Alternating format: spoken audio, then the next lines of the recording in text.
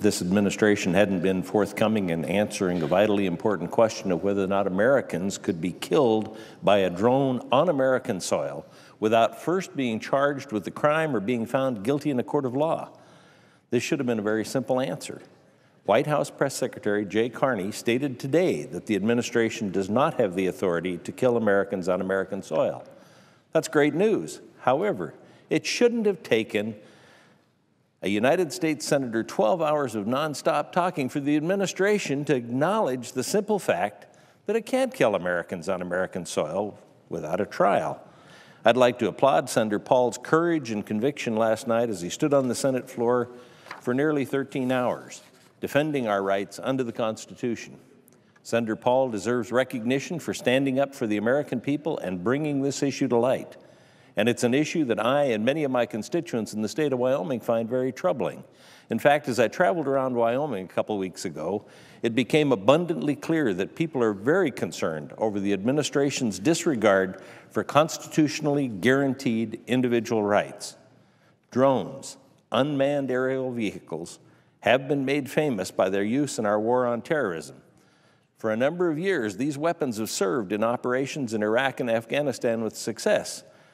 However, the use of drones for both military and civilian purposes abroad and domestically is increasing. According to the Congressional Research Service, the Federal Aviation Administration predicts that 30,000 drones will fill the skies in less than 20 years. Although many of these uses will likely be for civilian purposes, disaster relief, border control, crime fighting, and agricultural crop monitoring, the use of drones raises new privacy and civil liberties questions for U.S. citizens. The first concern raised by the use of drones is how it may impact on the Fourth Amendment rights. U.S. citizens have the right to be free from unreasonable searches and seizures. Drones push the limits of what could be considered reasonable. Courts generally recognize that U.S. citizens have substantial protections against warrantless government intrusions into the home, and that Fourth Amendment offers less robust restrictions on public places. However, drones begin raising the question of what is reasonable when it comes to the expectation of privacy in one's driveway or even backyard. In his speech last night, Senator Paul reiterated additional constitutional concerns that he's been seeking an answer on for a number of weeks. The administration just now responded, but it raises the concern about the willingness of the White House to act transparently when it comes to important matters of national security and constitutional liberties. We should all be asking ourselves why it took a United States Senator 12 hours of nonstop talking for the Department of Justice to acknowledge the simple fact that it cannot kill American citizens on American soil without a trial. Senator Paul asked a straightforward question and deserved a straightforward answer in a timely manner. His question hit right at the heart of the Fifth Amendment.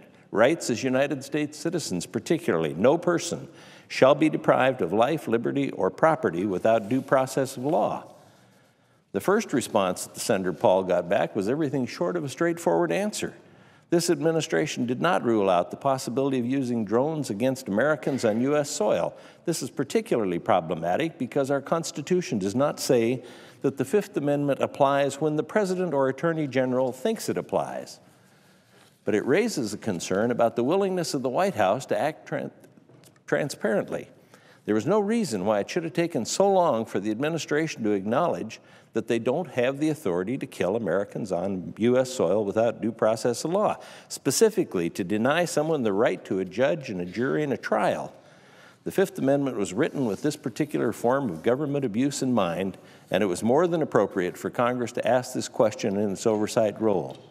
We know, and our legal system recognizes, that you don't get due process when you are actively attacking our soldiers or our government. However, that wasn't the question Senator Paul posed.